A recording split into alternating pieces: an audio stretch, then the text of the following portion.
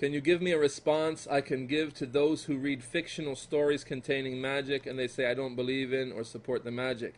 I only read the books for fun.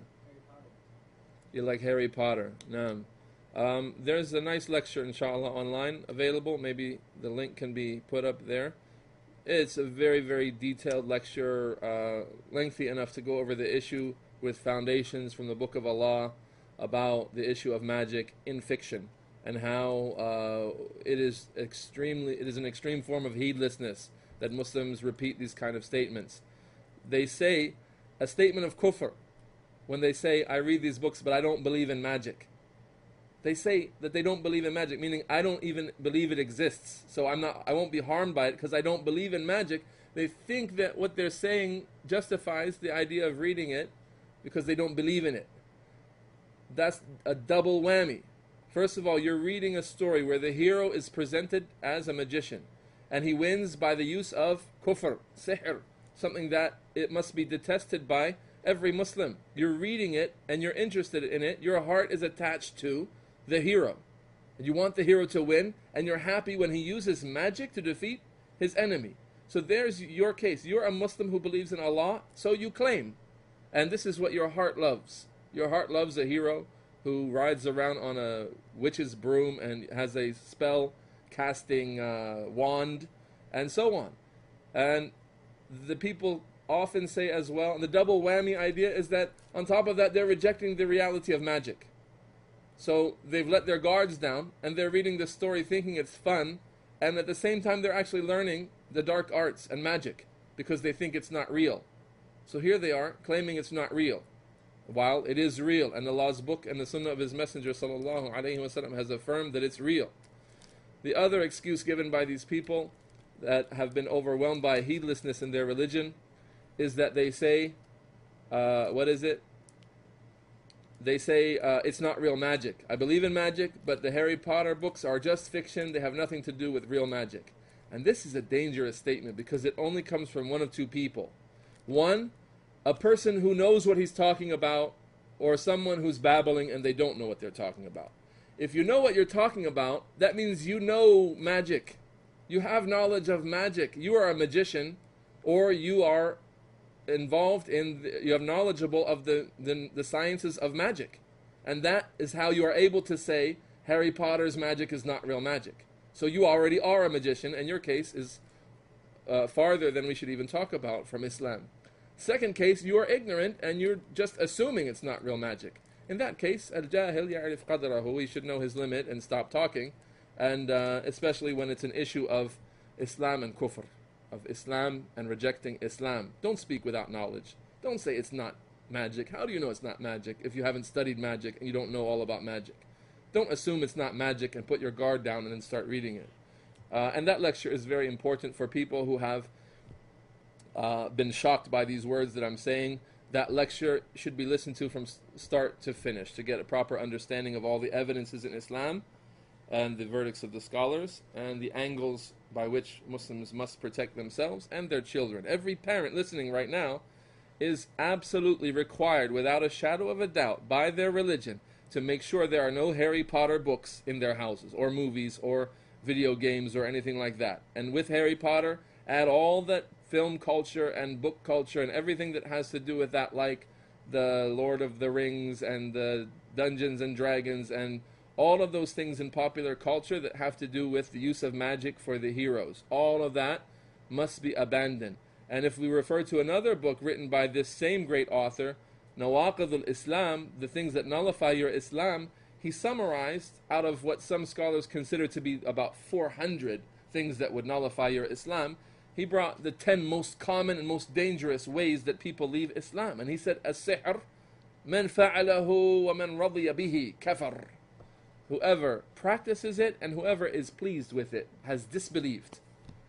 You sit there and you read a book about magic, and you sit there and you enjoy the story about a magician, or you watch a movie and there's a man throwing fireballs or shooting electricity out of his fingertips or waving a magic wand or flying through the air, clearly using what we understand to be magic, and you are entertained by this. Where is the heart that hates evil? إذا رأى أحدكم منكرا فليغيره بيده. If one of you sees an evil thing, and what an evil thing is the use of magic right in front of your eyes. If you see an evil thing, you are required to change it with your hand. If you have authority, if it's your house, your television, your house, and it's your book, it's your workplace, the place where you have authority, then you must change it yourself.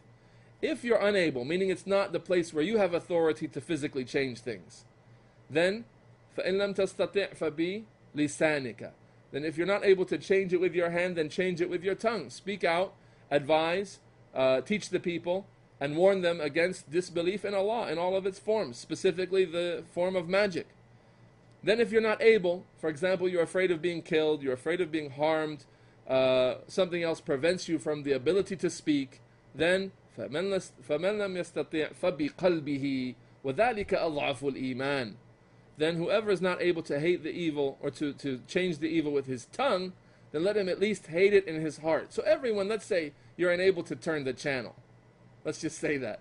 Your remote is broken. You can't turn the channel. That's your excuse. And you can't say anything for someone else to change the channel. So you're sitting there watching Harry Potter saying, I can't change it with my hand or my tongue. Then you are required by your religion to hate it in your heart. And how could you be sitting there in that situation anyway without removing the evil from your presence? And how far have you gone away from Allah's religion where this is the kind of situation you find yourself in? Think about the worship of Allah alone and what the life of a believer should be like. And ask yourself, if you sit back and you are entertained by people performing magic, ask yourself, what kind of Islam am I practicing? And you should be disgusted with this kind of approach to Islam, and you should come to your senses, and we ask Allah Ta'ala to aid you and all of our brothers and sisters. So there are some links there to that lecture about Harry Potter's magic, or the books of Harry Potter. There's a nice question that comes up often. If learning magic is kufr, then why did the worshippers or scholars allow the boy in the story of the boy and the king to keep on learning magic with the sorcerer under the king? No. Let's say a question even better than that, which is even more clearly like a doubt bringer that really bothers people.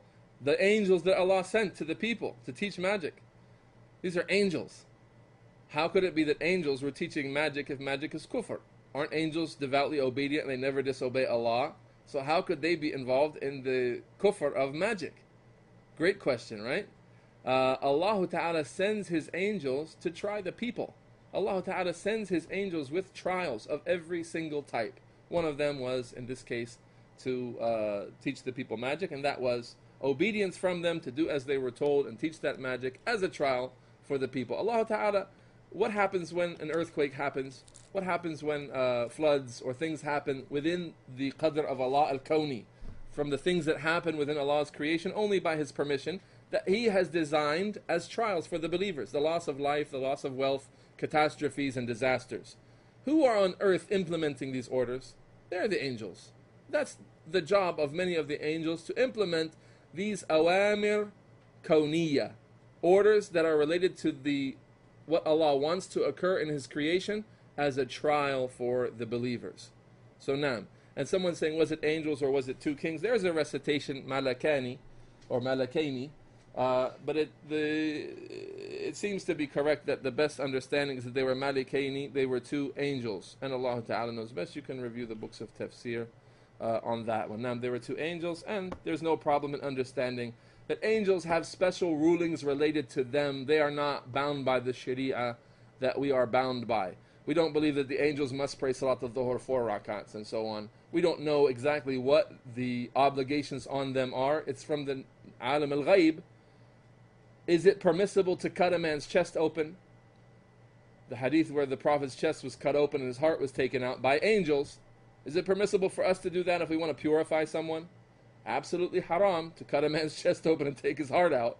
The angels have different rulings on their existence. They have different physical laws that govern how they move and how they interact with the creation, and they have different shar'i laws that govern what they're allowed to do and what they're not allowed to do. In the same hadith of inshiqaq al-sadr, opening the chest of the Prophet sallallahu alaihi wasallam, they used a golden basin with Zamzam water. And it's not permissible to use golden basin or golden utensils. That's for the human beings. As for the angels, they are not bound by the Shari'i laws that the people are bound by. The Prophet Muhammad sallallahu alaihi wasallam was sent to the jinn and the mankind with this legislation. He wasn't sent to the angels with this legislation. So they have their own legislation that they have to follow,